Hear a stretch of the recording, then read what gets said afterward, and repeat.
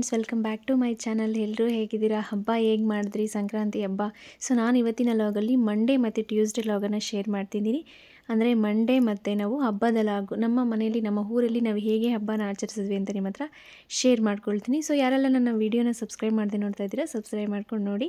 ಈ ವಿಡಿಯೋ ಇಷ್ಟ ಆದರೆ ಲೈಕ್ ಮಾಡಿ, ಶೇರ್ ಮಾಡಿ. ಸೊ ನಾನು ಈ ಥರ ಔಟ್ಲುಕ್ಕನ್ನು ಇತ್ತು. ಅಂದರೆ ನಾನು ವೈಕುಂಠ ಏಕಾದಶಿಗೆ ಸ್ಯಾರಿನ ಹಾಕೋಬೇಕು ಅಂತ ಅಂದ್ಕೊಂಡಿದ್ದೆನಲ್ಲ, ಪಿಂಕ್ ಸ್ಯಾರಿ, ಇದು ಕಾಟನ್ ಸ್ಯಾರಿ ಹಾಕ್ಕೊಂಡಿರಲಿಲ್ಲ. ಅದಕ್ಕೆ ಇವಾಗಾದರೂ ಊರಿಗೆ ಹಾಕ್ಕೊಂಡು ಹೋಗೋಣ ಅಂತ ಅಂದ್ಬಿಟ್ಟು ಹಾಕ್ಕೊಂಡಿದ್ದೀನಿ. ಸೊ ಈ ಸ್ಯಾರಿನ ನಾನು ಮದುವೆ ಆದಾಗಲಿಂದ ಅಂದರೆ 5 ವರ್ಷದಿಂದ 2 ಟೈಮ್ಸ್ ಹಾಕಿದ್ದೀನೇನೋ ಅಷ್ಟೇ. ನನ್ನ ಮದುವೆಗೆ ಹೊಸದ್ರಲ್ಲಿ ಅಂದರೆ ಮದುವೆಗೆ ಶಾಪಿಂಗ್ ಹೋಗಿದ್ವಲ್ಲ, ಆಗ ತಗೊಂಡಿದ್ದು ಕಾಟನ್ ಸ್ಯಾರಿ ಡೈಲಿ ವೇರ್ಗೆ ಅಂತ ಅಂದ್ಬಿಟ್ಟು. ಬೀಗ್ರೂಟ ಆದಮೇಲೆ ಒಂದು ಸಲ ಹಾಕ್ಕೊಂಡಿದ್ದೆ, ಅದಾದಮೇಲೆ ಇನ್ನೊಂದು ಟೈಮ್ ಹಾಕ್ಕೊಂಡಿದ್ದೀನಿ. 2 ಸಲ ಇದು ಹಾಕ್ಕೊಂಡಿದ್ದೆ, ಅದಾದಮೇಲೆ ಹಾಕ್ಕೊಂಡೇ ಇಲ್ಲ, ಈಗ ಹಾಕ್ಕೊಂಡಿದ್ದೀನಿ. ನನ್ನ ಹತ್ರ ಸ್ಯಾರೀಸ್ ತುಂಬಾ ಇದ್ದಾವೆ. ಹಾಕ್ಕೊಳ್ದೇ ಇರೋದಂತೂ ಒಂದು ಸಲನೂ ಹಾಕ್ಕೊಳ್ದೇ ಇರೋದು ಇದ್ದಾವೆ, 2 ಟೈಮ್ಸ್ 3 ಟೈಮ್ಸ್ ಹಾಕ್ಕೊಂಡಿರೋವು ಇದ್ದಾವೆ. ಸ್ಯಾರಿಗಳು ತೊಗೊಳ್ತೀಯಾ, ಹಾಕ್ಕೊಳ್ಳಲ್ಲ ಅಂತ ಬೈತಾ ಇರ್ತಾರೆ ಹಸ್ಬೆಂಡು.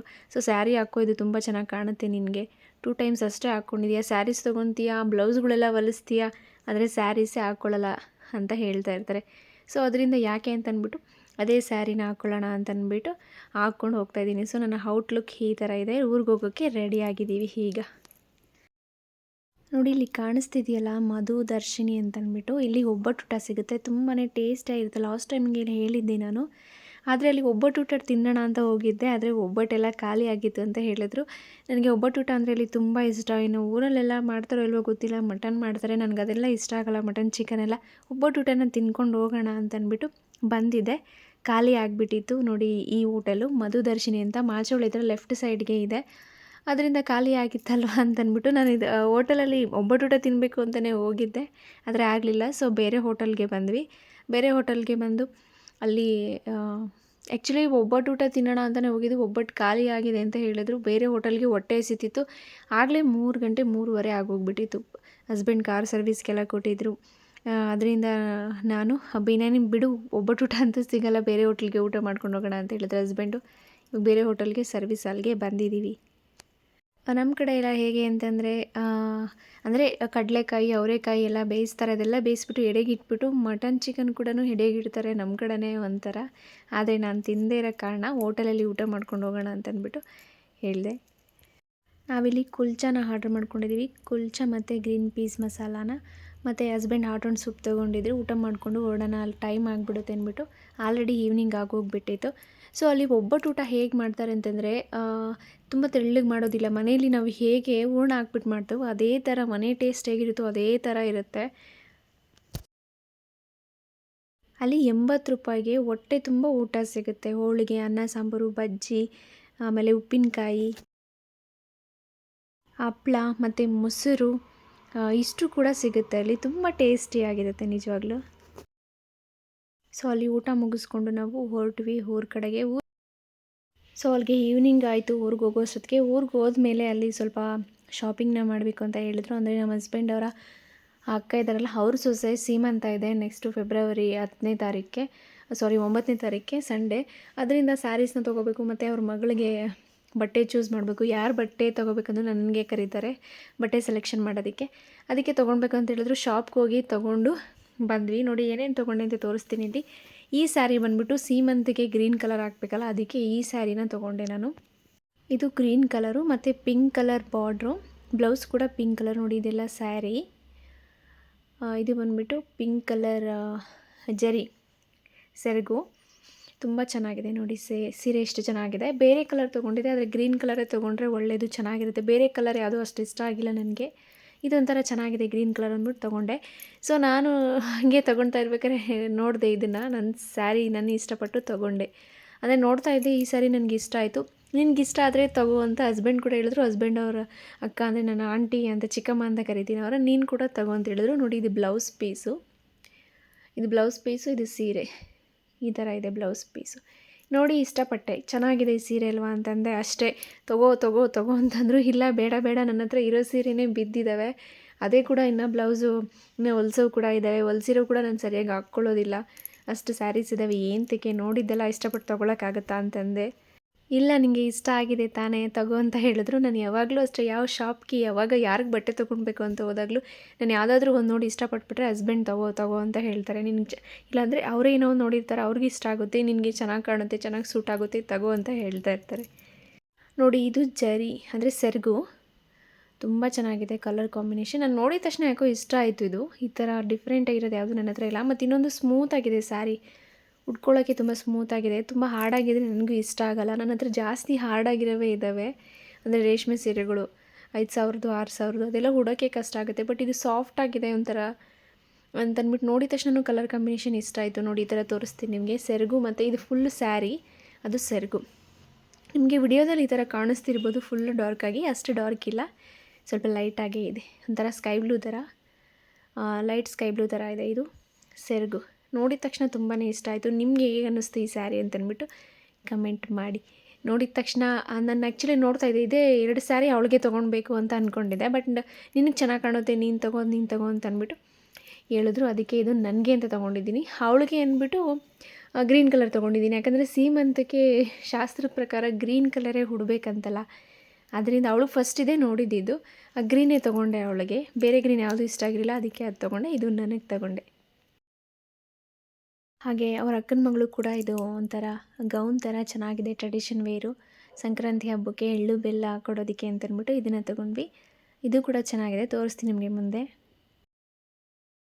ನಾನಿಲ್ಲಿ ನೆಕ್ಸ್ಟ್ ಡೇ ಲಾಗನ್ನು ಕಂಟಿನ್ಯೂ ಮಾಡ್ತಿದ್ದೀನಿ. ಅಂದರೆ ಮಂಗಳವಾರ ಹಬ್ಬದ ದಿನ ಲಾಗನ್ನು ಕಂಟಿನ್ಯೂ ಮಾಡ್ತಿದ್ದೀನಿ. ಬೆಳಗ್ಗೆ ಎದ್ದು ಈ ಥರ ರಂಗೋಲಿನ ಬಿಡಿಸಿದ್ರು. ನಮ್ಮ ಅಕ್ಕನ ಸೊಸೆ, ಅಂದರೆ ನಮ್ಮ ಹಸ್ಬೆಂಡ್ ಅವ್ರ ಅಕ್ಕನ ಸೊಸೆ ರಂಗೋಲಿನ ಬಿಡಿಸಿದ್ದಾರೆ. ನೋಡಿ ಈ ಥರ ಇದೆ, ಸಿಂಪಲ್ಲಾಗಿ ಬಿಡಿಸಿದ್ದಾರೆ, ಜಾಸ್ತಿ ಗ್ರ್ಯಾಂಡಾಗೇನು ಬಿಡಿಸಿಲ್ಲ. ಯಾಕಂದರೆ ಮಕ್ಕಳು ಜಾಸ್ತಿ ಇರೋದ್ರಿಂದ ಮನೇಲಿ ಓಡಾಡ್ತಾ ಇರ್ತಾರೆ, ಮನೆ ಮುಂದೆ ಓಡಾಡೋಕ್ಕೆ ಜಾಗ ಇರೋಲ್ಲ ಅಂತಂದ್ಬಿಟ್ಟು ಸ್ವಲ್ಪನೇ ಬಿಡಿಸಿದ್ದಾರೆ. ನೋಡಿ ಹ್ಯಾಪಿ ಸಂಕ್ರಾಂತಿ, ಹ್ಯಾಪಿ ಮಕರ ಸಂಕ್ರಾಂತಿ ಅಂತ ಅಂದ್ಬಿಟ್ಟು ರಂಗೋಲಿನ ಹಾಕಿದ್ದಾರೆ. ರಂಗೋಲಿ ಏನೋ ಹಾಕಿದ್ಲು ಅವಳು. ಇನ್ನು ಸ್ವಲ್ಪ ಹೊತ್ತಿಗೆ ಮಧ್ಯಾಹ್ನ ಸಾಯಂಕಾಲ ಅಷ್ಟೊತ್ತಿಗೆ ಇರಲಿಲ್ಲ ರಂಗೋಲಿ. ನನ್ನ ಮಗಳೆಲ್ಲ ಅಳ್ಸಾಕ್ಬಿಟ್ಟಿದ್ಲು ಬೇಕು ಅಂತಾನೆ. ತುಂಬ ದೊಡ್ಡದಾಗಿ ಬಿಡಿಸ್ಬೋದು, ಜಾಗ ಇದೆ ಮನೆ ಮುಂದೆಗಡೆ, ಆದರೆ ಅಳಿಸೋದು ಓಡಾಡ್ತಾ ಇರ್ತಾರಲ್ಲ, ಅಳಿಸೋದು ಜಾಸ್ತಿ. ಅದಕ್ಕೆ ಸಿಂಪಲ್ಲಾಗಿ ಈ ಥರ ರಂಗೋಲಿನ ಬಿಡಿಸಿದ್ದಾರೆ.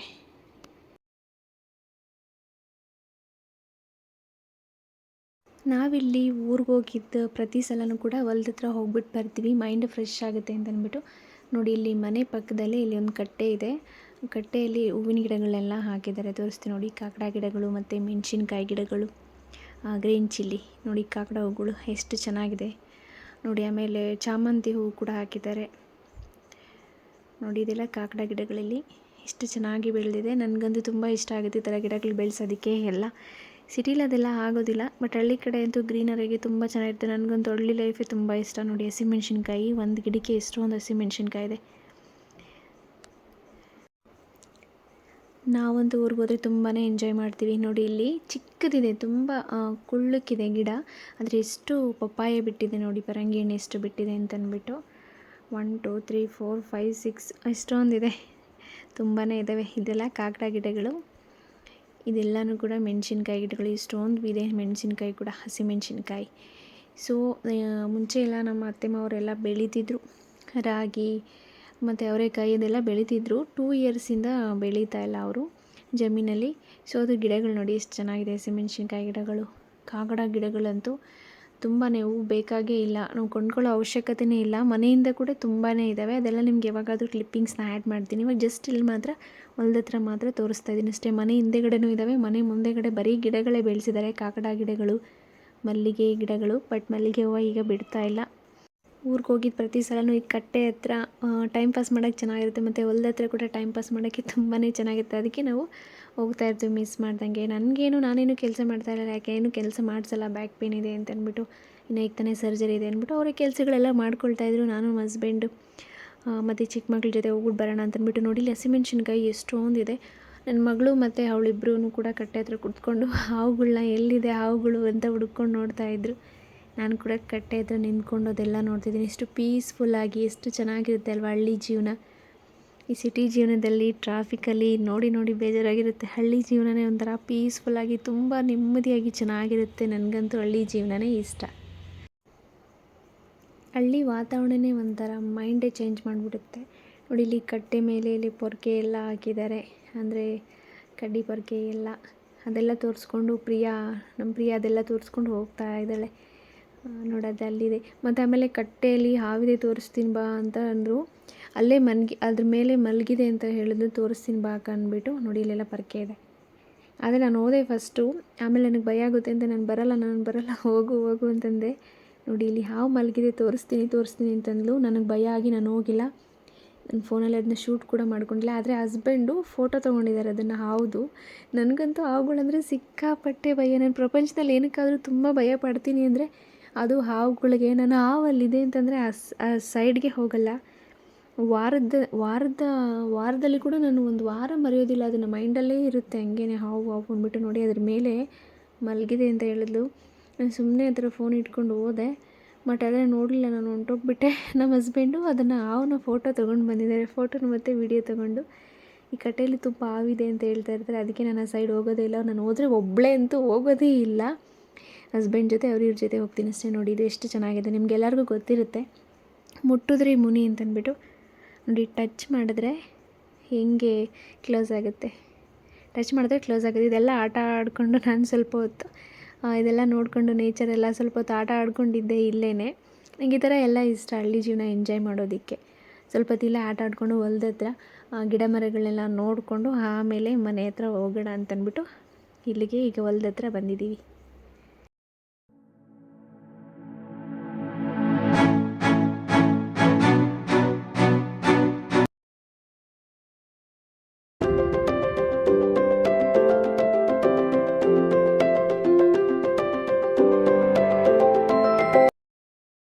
ನೋಡಿ ಇಲ್ಲಿ ಹಲಸಿನಣ್ಣು ಎಷ್ಟೊಂದು ಬಿಟ್ಟಿದ್ದಾವೆ. ಜಾಕ್ ಫ್ರೂಟ್ಗಳು ಕೆಲವೊಂದನ್ನೆಲ್ಲ ನೋಡಿಕೊಂಡು ದಾಸವಾಳ ಹೂವೆಲ್ಲ ಕಿತ್ಕೊಂಡು ಆಟ ಆಡಿಕೊಂಡು ಸ್ವಲ್ಪ ಹೊತ್ತು ಟೈಮ್ ಸ್ಪೆಂಡ್ ಮಾಡಿಕೊಂಡು ಮತ್ತೆ ವಾಪಸ್ಸು ಮನೆಗೆ ಬಂದ್ವಿ. ನೋಡಿ ಸಂಜೆ ಮನೇಲೆಲ್ಲ ಪೂಜೆ ಮಾಡಿ ಎಳ್ಳು ಬೆಲ್ಲ ಕೊಡೋದಕ್ಕೆಲ್ಲ ರೆಡಿ ಮಾಡಿ ಇಟ್ಕೊಂಡಿದ್ರು. ಅರಿಶಿನ ಕುಂಕುಮ ಎಳ್ಳು ಬೆಲ್ಲ ಎಲ್ಲ ನಾನೆಲ್ಲ ಕೊಡಲ್ಲ, ಚಿಕ್ಕ ಮಕ್ಕಳಿಂದ ಕೊಡಿಸ್ತಾರಲ್ವ ಆಲ್ಮೋಸ್ಟ್ ಎಲ್ಲ. ನನ್ನ ಮಗಳು ಮತ್ತು ನಮ್ಮ ಹಸ್ಬೆಂಡ್ ಅವ್ರ ಅಕ್ಕನ ಮಗಳು ಪ್ರಿಯಾ ಅಂತಂದ್ಬಿಟ್ಟು ಅವರಿಬ್ಬರು ಕೂಡ ರೆಡಿಯಾಗಿ ಎಲ್ಲರಿಗೂ ಬಂದವ್ರಿಗೆಲ್ಲ 9 ಜನಕ್ಕೆ ಅರಿಶಿನ ಕುಂಕುಮ ಎಳ್ಳು ಬೆಲ್ಲನ ಕೊಡ್ತಾಯಿದ್ದಾರೆ. ನೋಡಿ ಇಲ್ಲಿ ನಾನು ಹೇಳಿದ್ನಲ್ಲ ಅವಳಿಗೆ ಡ್ರೆಸ್ ತೊಗೊಂಡಿದ್ದೆ ಅಂದ್ಬಿಟ್ಟು. ಇದೇ ಡ್ರೆಸ್ಸು ಟ್ರೆಡಿಷನ್ ವೇರು, ತುಂಬ ಚೆನ್ನಾಗಿದೆ. ವೈಟ್ ಕಲರು, ಕ್ವಾಲಿಟಿ ಕೂಡ ತುಂಬಾ ಚೆನ್ನಾಗಿದೆ. ನಾನೇ ಸೆಲೆಕ್ಟ್ ಮಾಡಿ ತೊಗೊಂಡೆ. ಅವಳು ಏನು ಹಾಕ್ಕೊಂಡಿದ್ದಾಳೋ ನಾನು ಕೂಡ ಅದೇ ಹಾಕ್ಕೊಳ್ತೀನಿ ಅಂತಂದ್ಬಿಟ್ಟು ಲಂಗ ಬ್ಲೌಸನ್ನು ಹಾಕ್ಕೊಂಡಿದ್ದಾಳೆ. ಅವಳು ಸರ ಹಾಕ್ಕೊತಾಳೆ, ನಾನು ಸರ ಹಾಕ್ಕೊಳ್ತೀನಿ, ನನಗೂ ಬೇಕು. ಅವಳು ಬಳೆ ಹಾಕ್ಕೊಂಡ್ರೆ ನನಗೂ ಬೇಕು ಅಂತಂದ್ಬಿಟ್ಟು ಅವಳು ಏನು ಹಾಕ್ಕೊತಾಳೋ ಅದನ್ನೇ ಹಾಕ್ಕೊಂಡು ನನ್ನ ಮಗಳು ಕೂಡ ರೆಡಿ ಆಗಿದ್ದಾಳೆ.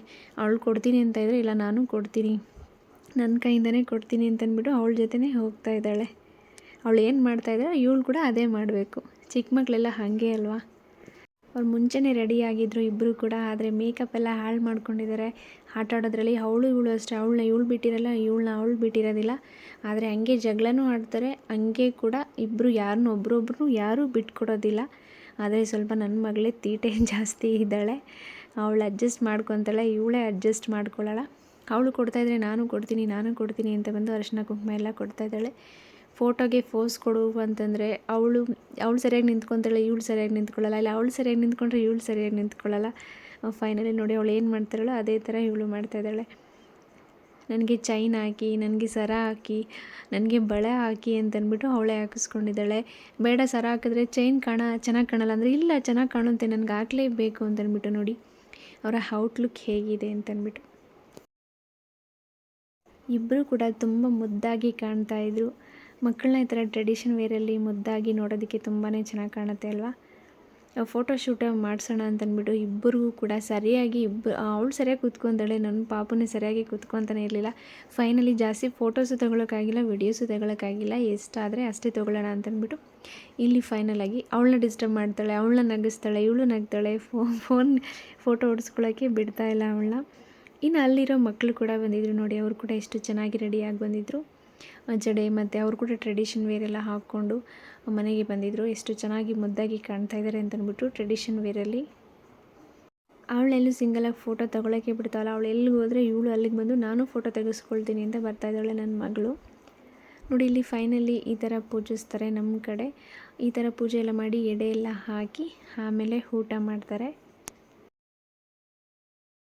ಒಂದೊಂದು ಊರಲ್ಲಿ ಒಂದೊಂದು ಕಡೆ ಆಚಾರಗಳಿರುತ್ತೆ. ಸೊ ನಮ್ಮೂರ ಕಡೆ ನಮ್ಮ ಮನೆಯಲ್ಲಿ ಈ ಥರ ಮಾಡಿದ್ದಾರೆ ಪೂಜೆ. ಅಂದರೆ ಪೂಜಾರಿ ಅವರೇ ಬಂದು ಪೂಜೆ ಮಾಡಿಬಿಟ್ಟು ಅದನ್ನೆಲ್ಲ ಎತ್ಕೊಂಡು ಹೋಗ್ತಾರೆ. ಅದನ್ನೆಲ್ಲ ಎತ್ಕೊಂಡು ಹೋದಾದ್ಮೇಲೆ ಸೊ ಎಲ್ಲರೂ ಊಟಕ್ಕೆ ಬಂದಿದ್ದರು, ಎಲ್ಲರಿಗೂ ಊಟ ಕೊಡ್ತಾರೆ ಆಮೇಲೆ. ಸೊ ಅವ್ರದ್ದು ಎಲ್ಲ ಕ್ಲಿಪ್ಪಿಂಗ್ಸ್ ತೊಗೊಳಕ್ಕಾಗಲಿಲ್ಲ. ಇದು ನಮ್ಮ ಊರಲ್ಲಿ ನಮ್ಮ ಮನೆಯ ದೇವಸ್ಥಾನ. ನಮ್ಮ ಊರಲ್ಲಿ ನಮ್ಮ ಮನೆಯಲ್ಲಿ ಹಬ್ಬ ಈ ಥರ ಆಚರಣೆ ಮಾಡಿದ್ವಿ. ಒಂದೊಂದು ಕಡೆ ಒಂದೊಂದು ಥರ ಹಬ್ಬನ ಆಚರಣೆ ಮಾಡ್ತಾರೆ. ಫೈನಲಿ ಹಬ್ಬ ಎಲ್ಲ ಆಚರಣೆ ಮಾಡಿದ್ವಿ. ಅದೆಲ್ಲ ಎಡೆ ಎಲ್ಲ ಎತ್ತಿದಾದ್ಮೇಲೆ ಊಟಕ್ಕೆ ಕೂಡ ಕೊಟ್ವಿ ಎಲ್ಲರಿಗೂ ಊಟಕ್ಕೆ ಕೊಡೋದನ್ನ ನಾನು ಕ್ಲಿಪ್ಪಿಂಗ್ಸ್ನ ತೊಗೊಂಡಿಲ್ಲ.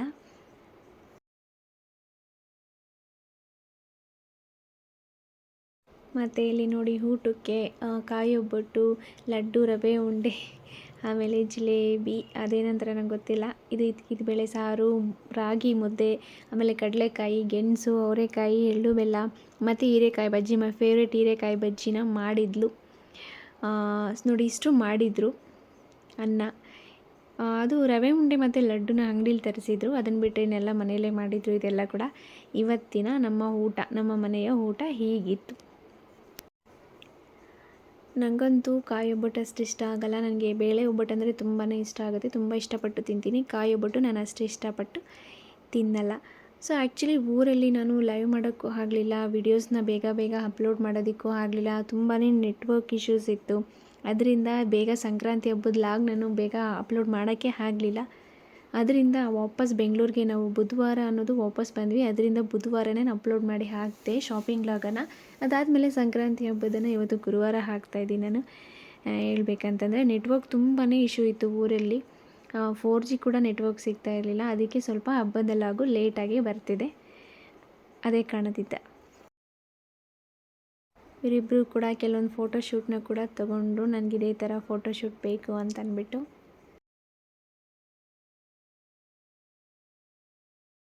ಐ ಹೋಪ್ ನಿಮಗೆ ಈ ವಿಡಿಯೋ ಇಷ್ಟ ಆಗಿದೆ ಅಂತ ಭಾವಿಸ್ತೀನಿ. ಇಷ್ಟ ಆದರೆ ಲೈಕ್ ಮಾಡಿ, ಶೇರ್ ಮಾಡಿ, ಖಂಡಿತ ಸಬ್ಸ್ಕ್ರೈಬ್ ಮಾಡ್ಕೊಂಡು ನೋಡಿ. ಸಬ್ಸ್ಕ್ರೈಬ್ ಮಾಡಿಕೊಂಡು ಬೆಲ್ ಐಕಾನ ಪ್ರೆಸ್ ಮಾಡಿ. ಆ ಬೆಲ್ ಐಕನ್ನ ಪ್ರೆಸ್ ಮಾಡೋದ್ರಿಂದ ನಾನು ಹಾಕಿರೋಂಥ ವಿಡಿಯೋಗಳು ನಿಮಗೆ ನೋಟಿಫಿಕೇಷನ್ ಬರುತ್ತೆ. ನೀವೇ ಫಸ್ಟನ್ನು ನೋಡ್ಬೋದು. ಸೊ ನಮ್ಮ ಊರಲ್ಲಿ ನಮ್ಮ ಮನೆಯ ಸಂಕ್ರಾಂತಿ ಹಬ್ಬ ಈ ಥರ ಇತ್ತು.